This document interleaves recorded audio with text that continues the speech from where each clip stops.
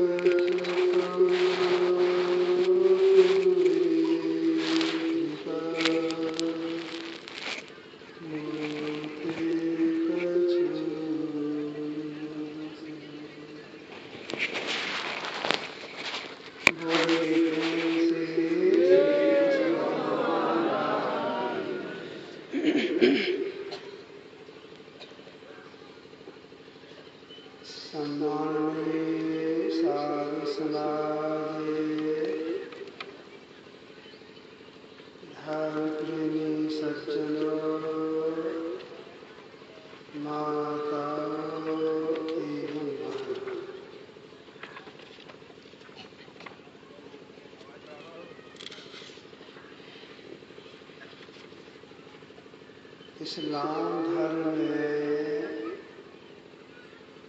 उच्च कोट के महापुरुष हो गए मोहम्मद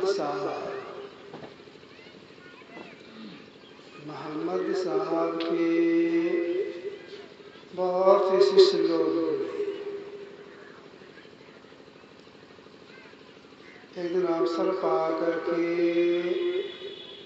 मोहम्मद साहब के शिष्यों को एक बात सुनाने लग गए। जो उन्होंने सुनाया था वो मैं आप लोगों को सुनाने जा रहा हूँ। उन्होंने सुनाया अपने भक्तों को, किसी गांव में एक गरीब मुसलमान था। उनकी बीवी थी और 2-3 बच्चे भी थे।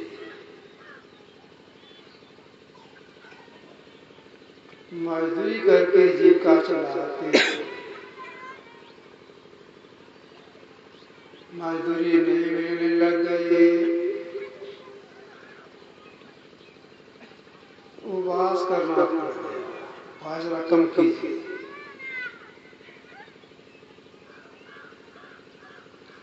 रात में सब भूखी सो गए और भस्म की।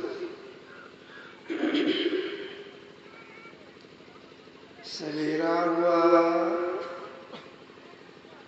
उस मुसलमान की बीवी ने कहा कि देखो, रात में तुम भी भूखे सो गए, मैं भूखी सोई और बच्चे लोग भूखे सो गए। भैंस कम कीजिए, भैंस कम करो, साफ करो ना।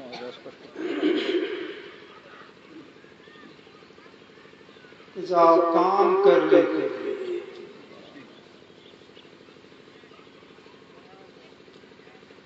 चौराहे पर मजदूर खड़े हैं और कम कीजिए भैंस को, तक सवाल होता है। भैंस को कम कर दीजिए ना, साफ रखिए। टकराता है, काम पे लग रहा है। भैंस कम कीजिए। इतना कम नहीं कीजिए कि वो आवाज कम हो। चौराहे पर मजदूर लोग जाके खड़े होते हैं।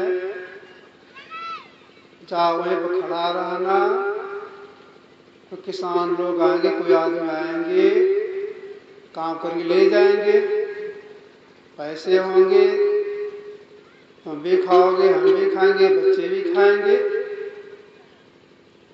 जाओ काम करने के लिए। ये गरीब मुसलमान रात के भूखे थे, भूखे जाना पड़ा। चौराहे पर गए, मजदूर लोग खड़े थे, जाके लाइन में लग गए, खड़े हो गए। किसान लोग आए, मजदूरों का चयन करने लग गए। इन्हीं को खेत में काम कराना है, या घर बनवाना है, या कुछ करवाना है। मजदूरों को ले जाने लग गए।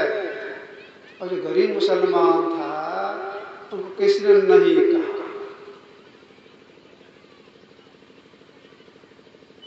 सब उधर चले गए काम करने के लिए, लेकिन वह गरीब मुसलमान खड़ा है चुपचाप।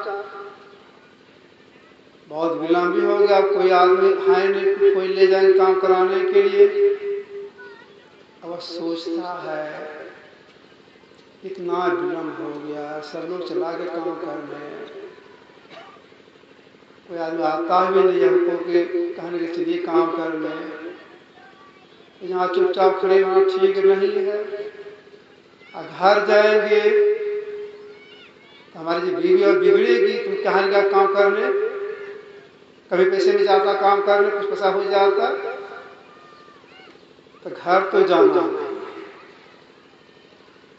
कुछ ही दूर पर जंगल था। ये मुसलमान गरीब मुसलमान चले गए जंगल, वहां जाकर बैठ करके अल्लाह खुदा का नाम लेने लग गए। बैठे बैठे क्या करेंगे, अल्लाह खुदा का नाम लेने लग गए।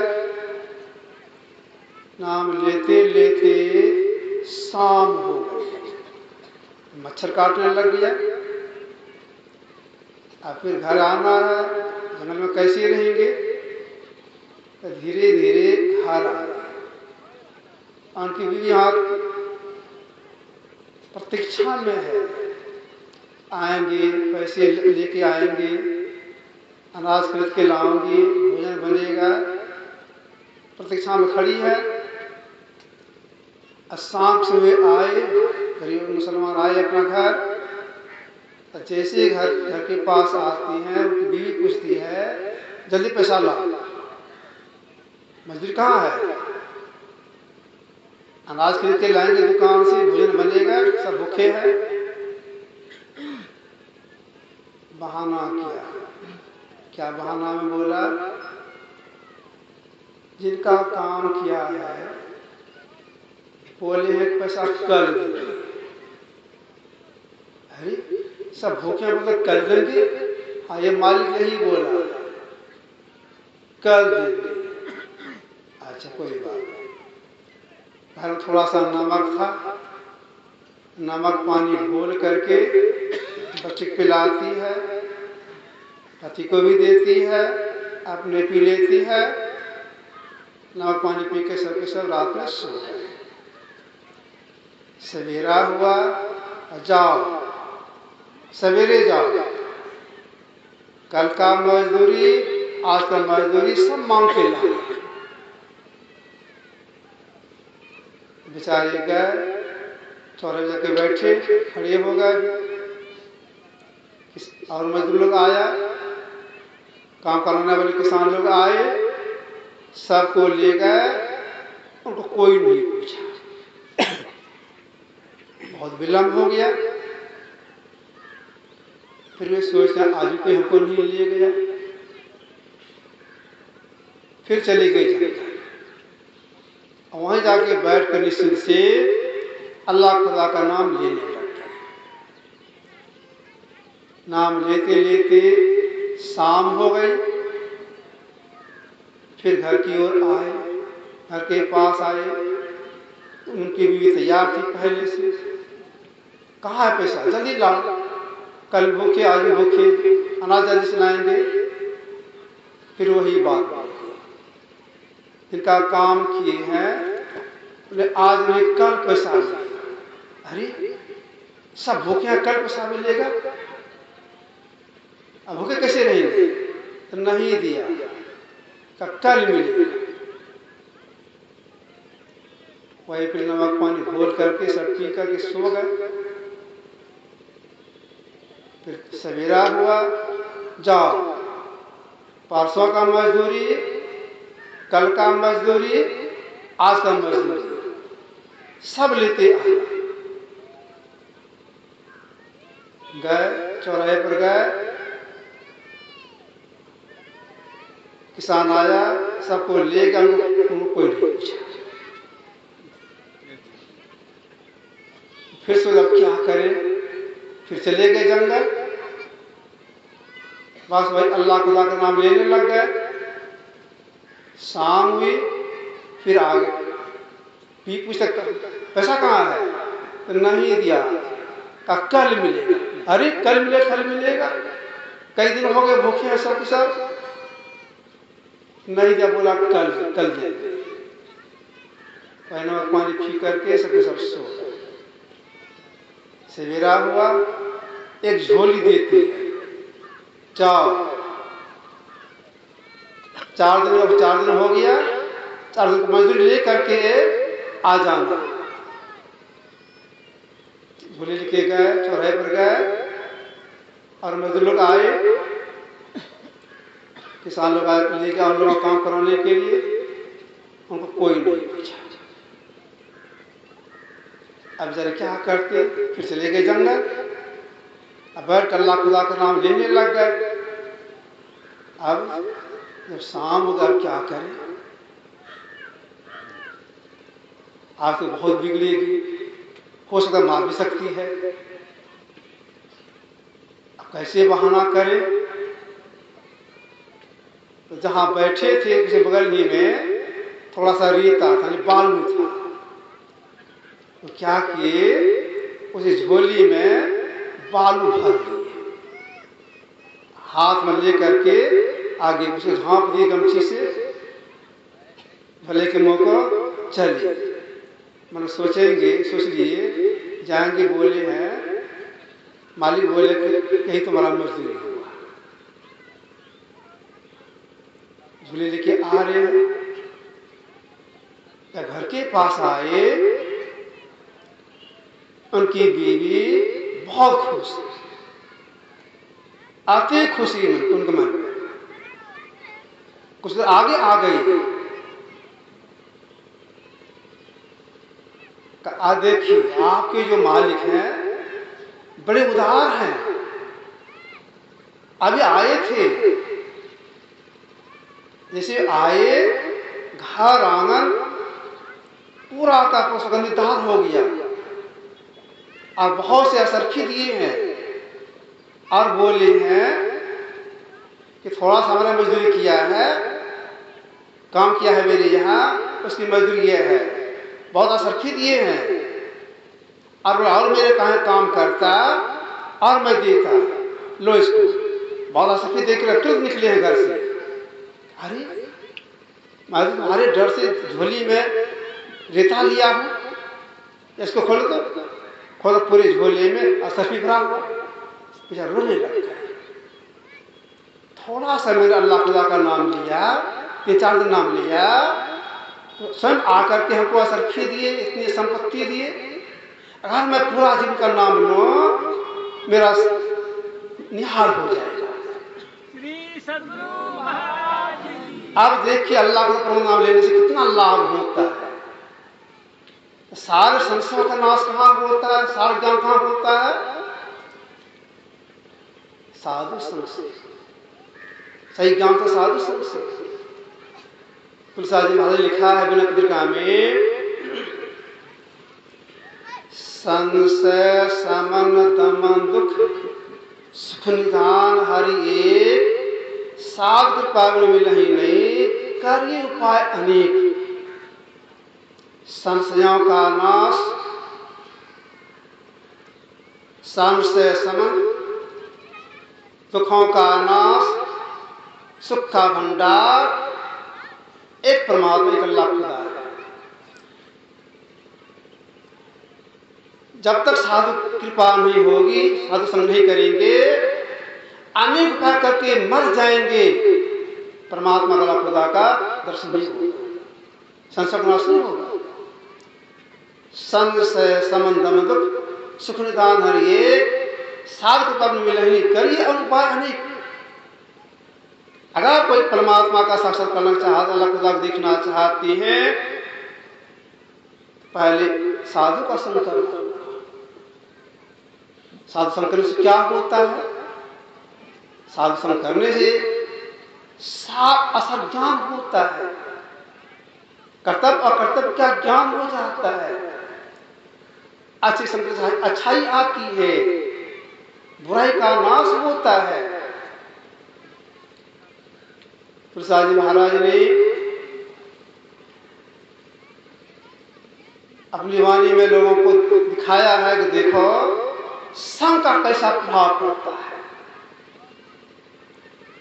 बुरे की संगत बुराई आ जाएगी, अच्छी संगत अच्छाई आ जाएगी। इन्होंने संसार लोगों को दर्शाया, तुलसी भलो सुसंगते पोच कुसंगति सोय नाव किन्नरी तीर असी लो पिलो को लो। अच्छी से अच्छाई आएगी, बुरे से बुराई आ जाएगी। उदाहरण क्या दिया इन्होंने? नाव किन्नरी तीर असी लो बिलो को लो।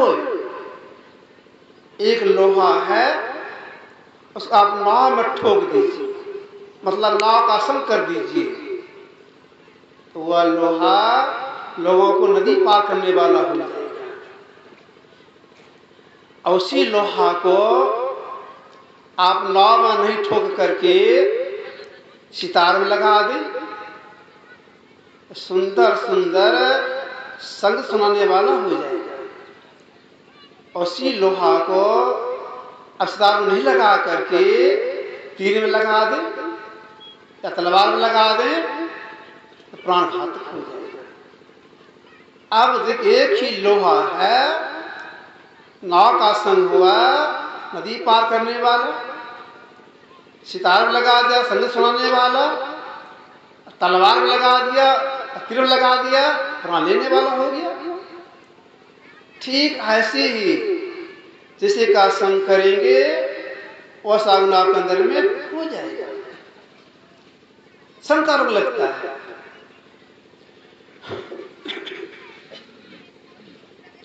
एक ही जाति के तोता मैना है। जो तोता मैना साधु कुटिया में पाला पोसा जाता है, वह सीताराम सीताराम राधे श्याम आदि बोलता है। उसी जाति का तोता मैना अगर डाकघरों में पाला पोसा जाता है तो गिन गिन गाली बकता है। साध असाध सदन सुख सारी सुमरय राम देहि गनिका। एक ही जाति का तोता मैना है, साधु संग पाला पोसा गया तो परमात्मा नाम लेता है, और डाकू में पालना पोसा जाने पर गाली बकता है, खराब बात बोलता है। ठीक ऐसे ही अच्छे संग करेंगे अच्छाई आ जाएगी, बुरे संग करेंगे बुराई आ जाएगी।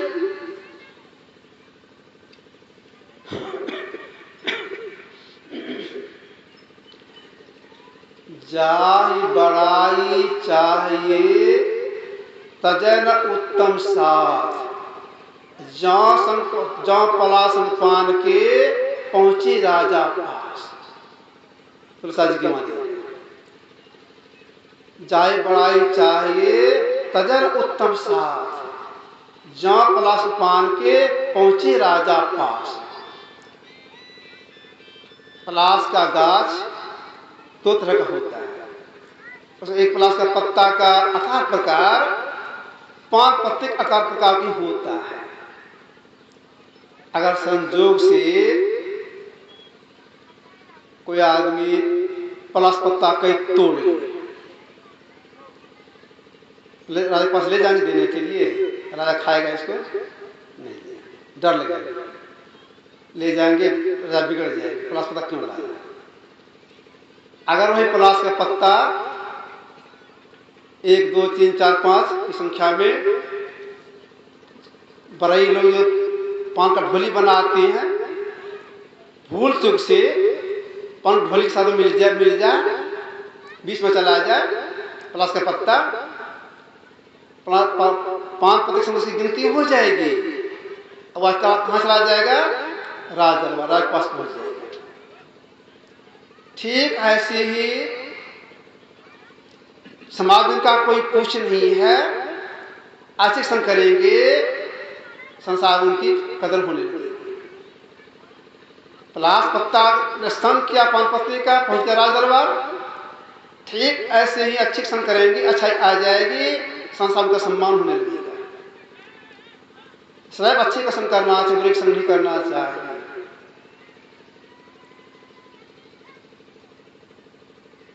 जैसे कि वाणी सुनते हैं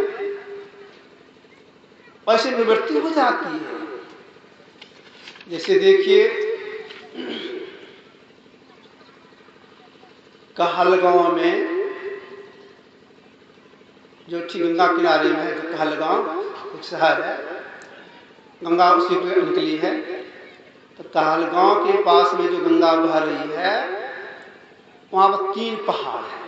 गंगा में 3 पहाड़ है। थोड़ी दूरी पर बीच वाले पहाड़ पर गुफा है। एक बार 3-4 दिन वहां रहने का मौका लगा, मैं 3-4 दिन वहां रहा था। एक गुफा है, सुंदर घर भी वहां बना हुआ है पहाड़ के ऊपर। वहां पर कोहल ऋषि रहा करते थे, उसी के नाम पर कहलगांव शहर बसा हुआ है, कोहल ऋषि नाम पर। कोहल ऋषि की पत्नी गर्भवती हुई। जो मां बने गर्भवती अवस्था प्राप्त होती है उनको अच्छी अच्छी बात सुनाया जाता है। उसके अंदर संतान है, पेट के अंदर संतान है, उसको संस्कार पड़ेगा, अच्छी बात सुनाया जाता है।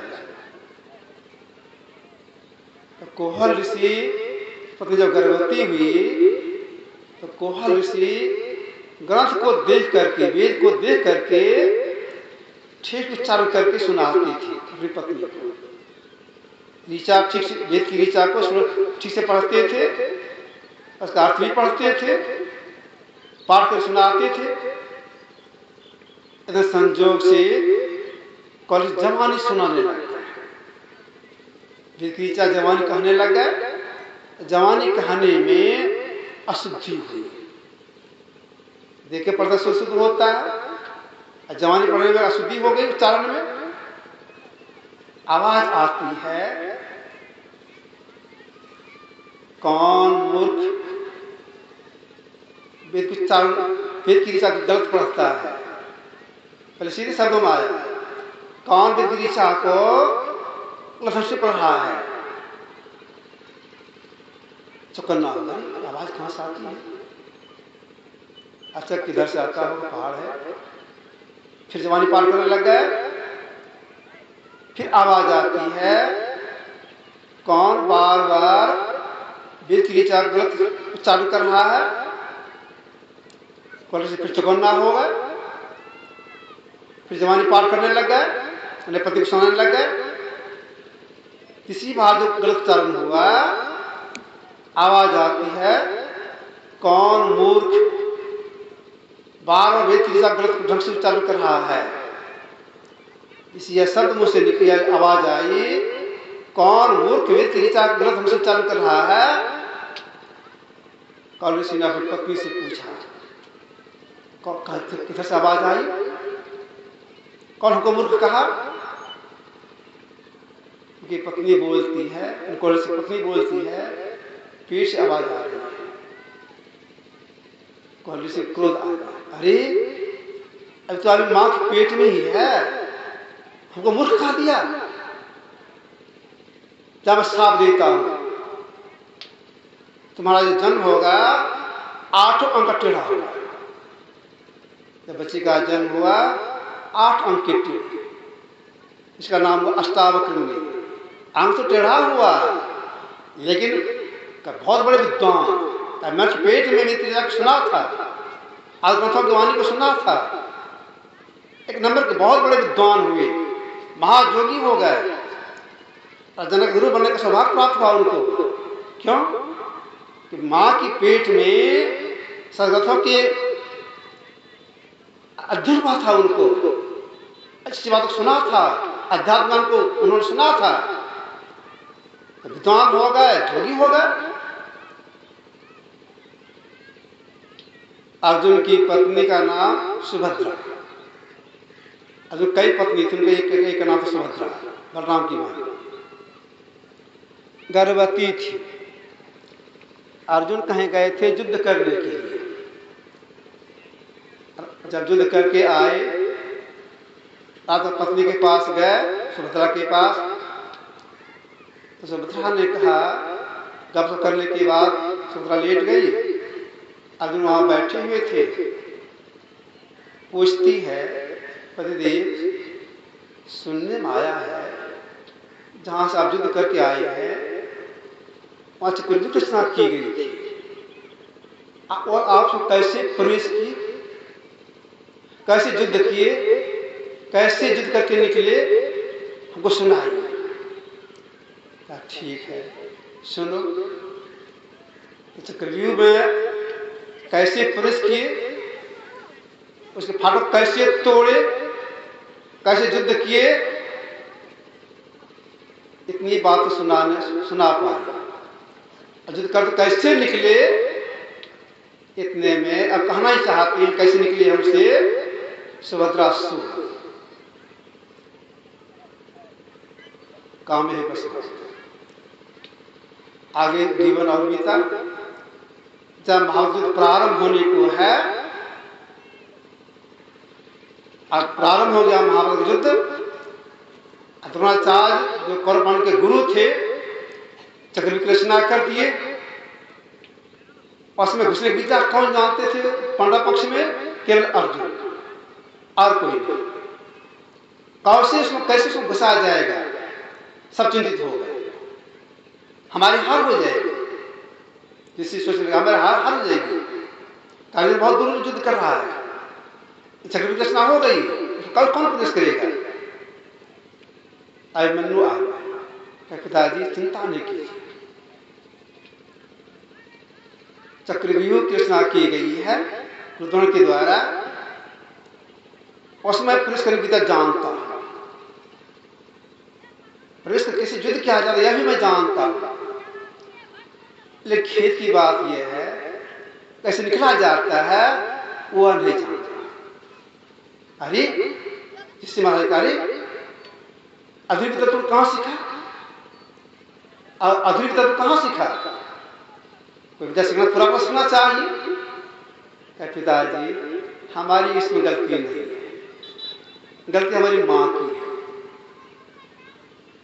चक्रव्यूह में कैसे प्रवेश किया जाता है, कैसे युद्ध किया जाता है, अपनी मां के पेट में यह विद्या सीखा। पिता सुना रहे थे कैसे निकलेगा, कैसे निकला जाता है। मेरी मां सो गई, पिताजी कहना बंद कर दिए, इसलिए मैं विद्या नहीं सीख पाया। अब देखिए चक्रव्यूह में घुसने की विद्या, युद्ध करने की विद्या अभिमन्यु से महारथी गिनती में आए, उसे प्रवेश कर गए, युद्ध किए, 7 महारथी के दांत खट्टे कर दिए, इतने बड़े युद्ध में वीर थे। यह विद्या उन्होंने कहां सीखा? अपनी मां की पीठ में। वीरता अपनी बातों को सुने, अभिमन्यु वीर होगा। भक्त प्रहलाद मां की पेट में, कायदून की मां का नाम, ईश्वर का स्वरूप क्या है, जीव का स्वरूप क्या है, माया किसे कहते हैं, पुरुष किस लिए मिला, कैसा बात चक्र छूटेगा। आध्यात्मिक बातों को सुने, नारद मुनि से सुने, एक नंबर के भक्त बन गए। आप मां की पेट में सुनने का प्रभाव पड़ता है। वाणी का संग हुआ, अष्टावक्र मुनि को ज्ञान हो गए, अभिमन्यु को वाणी का संग हुआ युद्ध करने का, महारथी बन गए। भक्त प्रहलाद अध्यात्म सुने, भक्त बन गए। वाणी का भी संग का प्रभाव पड़ता है। तो जैसे का संग किया जाता है वैसा रंग लग जाता है। अच्छी संग अच्छाई आ जाएगी, बुराई आ जाएगी। तुलसीदास जी महाराज ने लिखा है, आखर जोर विचार करो, सुमत अंक लिख लेख को, जो कुछ जोग में जगत समझी विषेक। क्या कहा उन्होंने? आखर जोरी विचार करो, अक्षर को लिख कर हिसाब कर देखिए, लिखकर के हिसाब लगाइए। आखिर यदि विचार करो, सुमति अंक लिख लेख, अच्छी बात सुन लिखिए। जो कुछ योग में जगत समुझी विषेक आप ब्लैक बोर्ड पर या स्लेट पर या कागज पर अच्छी बात लिखेंगे। अच्छी बात लिखेंगे धर्म। जो कोई देव पढ़ेंगे, पढ़ने वाले लोग हैं, अच्छी बात लिखा गया है धर्म। जहां धर्म लिखा गया उसके आगे ठीक सटा करके लिख दीजिए ओ, मतलब धर्म को ओ का संग कर दीजिए। वह क्या हो जाएगा? अधर्म। धर्म का संग ओ का तो हो गया अधर्म। अब सब लोग पढ़ेंगे अधर्म लिखा गया है, तो जहां अधर्म लिखा गया है उसके आगे आप लिख देंगे हीन, हो जाएगा धर्म। धर्म से बना अधर्म, अब रक्षा का संग हो गया है, हीन लिखा गया हो गया धर्महीन, अधर्महीन धर्म बन गया। ठीक ऐसे ही अच्छे संकर की अच्छाई आएगी, बुरे में बुराई आ जाएगी। हान कुसंग, कुसंग से हानि होती है, सुसंगत लाभ से लाभ होता है। हान कुसंग सुसंगत लाभो, लोक हो वेद विधि सब का हो। कुसंग से हानि, सुख से लाभ होता है। उदाहरण क्या दिया गया? गगन चढ़ाई रज पवन प्रसंगा, कीचय मिले नीचे चल संगा। प्रसाद जी की वाणी है। गगन चढ़ाई रज पवन प्रसंगा, कीचय मिले नीचे चल जल संगा। धूल कण है, हवा का संग करने से गगन कामनी काश उड़ती है, नाले पानी संग करने से उसे क्षण जाती है। ठीक ऐसे ही अच्छी संरक्षा आएगी, बुरी संग करने के बुरे आ जाएगी। तो जो अच्छे का संग करते हैं उनको सही में सारा सारा ज्ञान होता है, उसका जीवन सुख में हो जाता है। ऐसे संग नहीं करेंगे, सारा सारा ज्ञान नहीं होगा, जीवन दुख में हो जाएगा। इस कलिकाल में आज संत हुए भगवान बुद्ध, इन्होंने कहा संसार लोगों से असारे सार मतिनो, सारे चासार दस्सिनो, ते सारंग नादि गच्छन्त मिच्छा संकल्प गोचरा। पाली में आसार को सार, सार का सार समझने वाले मिथ्या संकल्प पड़े सार को प्राप्त नहीं करते। आगे इन्होंने कहा, भगवान बुद्ध ने कहा, सारय्य च सारतो यत्वा, असारय्य च असारतो, ते सारं अधिगच्छन्त सम्मा संकल्प गोचरा। पाली में आसार को असार, सार को सार समझने वाले सम्यक संकल्प से युक्त सार को प्राप्त करते हैं। यह सार है, यह सार है का सही ज्ञान सत्संग करने से होता है। इसलिए महापुरुषों ने कहा रोज सत्संग कीजिए, ठीक से सत्संग कीजिए, समझ समझ के सत्संग कीजिए। अगर रोज सत्संग करेंगे जानकारी आपकी बढ़ती जाएगी, समझ समझ सत्संग करेंगे समझदारी बढ़ती चली जाएगी। तो रोज सत्संग कीजिए, ठीक से सत्संग कीजिए, समझ कर सत्संग कीजिए, तो सही बोध होगा सार है या असार है। तो रोज सत्संग करें, जानकारी क्या मिलेगी? जानकारी यह मिलेगी सारी सृष्टि परमात्मा ने की है। कैसे परमात्मा ने की है? तो परमात्मा की जब मौज हुई तो कंप हुआ और शब्द हुआ। कंप शब्द का सहचर है, जहां कंप वहां शब्द। तो पहला शब्द जो हुआ उसी को महापुरुषों ने कहा स्फोट, उद्गीत, प्रणव ध्वनि, राम नाम, ओम, उसी कहा। उसी शब्द से जो परमात्मा शब्द पहले शब्द निकला, उसी शब्द से सारी सृष्टि बनी है।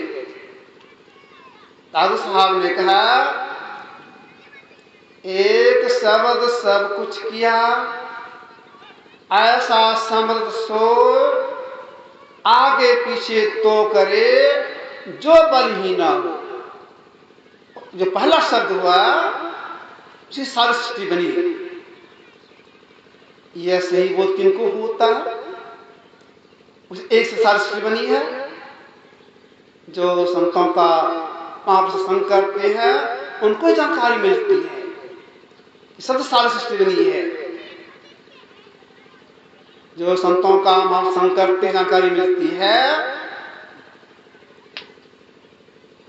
जिनसे शब्द निकला, शब्द सारी सृष्टि बनी। जब तक वह शब्द नहीं पकड़ा जाएगा तो जीव का आवागुण समाप्त नहीं होगा। जब वह सब थोड़ा चला जाएगा, पकड़ने वाली जीवात्मा आप मिल जाएगी, तब जीव का परम कल्याण हो जाएगा। इसकी सही जानकारी के लिए कैसे पकड़ा जाएगा, इसकी सही जानकारी के लिए संतों का संग करना। संतों को संग नहीं करेंगे जानकारी नहीं मिलेगी। तो जो अध्यात्म ज्ञान को ठीक समझना चाहते हैं, कष्टों को सह करके भी संतों को संग जरूर करें, महापुरुषों को संग जरूर करें। अब हम लोगों ने कबीर वाणी में सुना, कबीर संगत साधु की जो की भूसी खाए, खीर खाना भोजन मिला साकर संग न जाए। क्यों साकर? कबीर संगत साधु की जो की भूसी खाए। जौ की भूसी कोई नहीं खा सकती है। घास की रोटी खा लेते हैं लोग, विपत्ति आने घास की रोटी खा लेती हैं, जौ की भूसी नहीं खाया जाएगा। क्यों? गले अटक जाएगा, निगला नहीं जाएगा। कैसा कहना है, अगर जौ की भूसी खाने को मौका आ जाए, सत्संग करना हो जरूर कीजिए। क्यों? सत्संग करने से जानकारी मिलेगी सृष्टि कैसी हुई है, उसमें कैसे मिलेंगे, हमारा परंपरा कैसे होगा। सत्संग करने से ज्ञान होता है। तो जो संतों का संकट जानकारी में ठीक संग करते हैं, जानकारी मिलती है। क्या जानकारी मिलती है? हम जीव हैं, शरीर में हम जीव हैं, और हम जीव इस शरीर में वास करते हैं। जिसमें हम वास कर रहे हैं एक ही शरीर नहीं है, 5 शरीर है। जिसको भोजन देते हैं, पानी देते हैं, कपड़ा पहनाते हैं, इसको कहते हैं स्थूल शरीर। इसके अंदर में सूक्ष्म शरीर है, कारण शरीर है, महाकरण शरीर है, अर्थव शरीर है। 5 शरीर है। अब 5 के अंदर में हम जीव वास कर रहे हैं। अब 5 के ऊपर 3 पर्दा है।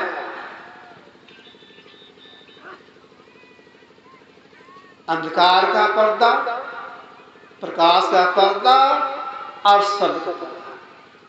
जो सत्संग नहीं करती हैं, साधु महात्मा को ठीक से नहीं समझ प्रयास करते हैं, तो यही समझते हैं कि 5 शरीर है, 3 पर्दा है, तो 2 शरीर बिना पर्दा का हुआ, यही समझते हैं।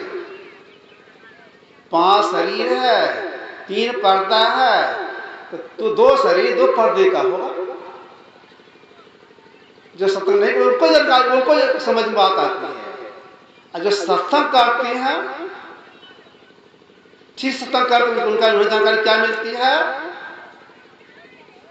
स्थूल शरीर पर अंधकार का पर्दा, सूक्ष्म शरीर पर प्रकाश का पर्दा, कारण महाकारण और कैव शरीर पर शब्द का पर्दा। कुछ ऐसा नहीं, सब प्रदान नहीं। जो संतों का संग करती जानकारी मिलती है, जब अंत साधना के द्वारा 5 शरीरों को पार कर जाएंगे, ये तीनों पदों को पार कर जाएंगे। अगर तीनों पदों पार कर जाएंगे तो जीवात्मा का परम कल्याण हो जाएगा। इसके लिए क्या करना पड़ेगा? तो जो संतों का संग करती है जानकारी मिलती है। हम लोगों ने पाठ में सुना, सत्संग में आए तब तो सुना। क्या सुना? जिन्होंने सारी सृष्टि की है, उनका कोई साक्षात्कार करना चाहती है, तो जानकारी के लिए पहले सत्संग करेंगे। एक वहां मिलने, परमात्मा से मिलने के लिए क्या करना पड़ेगा? तभी लोगों ने की ऋचा में सुना, उसके अर्थ में ऋचा के अर्थ जो पढ़ा उसमें सुना, मानस जो करना होगा और अग्नि जो करना होगा। बुद्धि जो के बाद मानस जो करना होगा, बुद्धि में सत्संग, मानस सत्संग के बाद मानस जो करना होगा और अग्नि जो करना होगा। मानस से मतलब मानस जब मानस ध्यान करना होगा, अग्नि जो अर्थ पड़ा गया अग्नि जो करना होगा। तो जो सत्यों का संकल्प जानकारी मिलती है, मानस जब करना होगा, मानसन करना होगा, जो करना होगा, ऐसा शक्ति आ जाए सब साधना करने की। सब साधना करने से जी की आप सुन जाती है, तब इसका पूरा कल्याण होता है। तो मानस जब मानस करने से आती है दिशयोग करने की। अगर दिशयोग में सफलता मिल जाती है, उनका असुर शरीर छूट जाता है, अंधकार को पार कर जाती है। एक पर्दा को पार कर गए, अब से पर्दे में गए, अब आगे साधना और करेंगे, सब शरीरों सब पर्दों को पार करेंगे, इसका परम कल्याण हो जाएगा। इन सब जानकारी सत्संग करने से प्राप्त होता है। इसलिए सब को सत्संग आना चाहिए और साथ उसरे का प्रयास करना चाहिए। समय अब 9:30 बजने को है, ये आपकी सेवा में रखा। आगे सुनेंगे। बोलिए प्रेम से।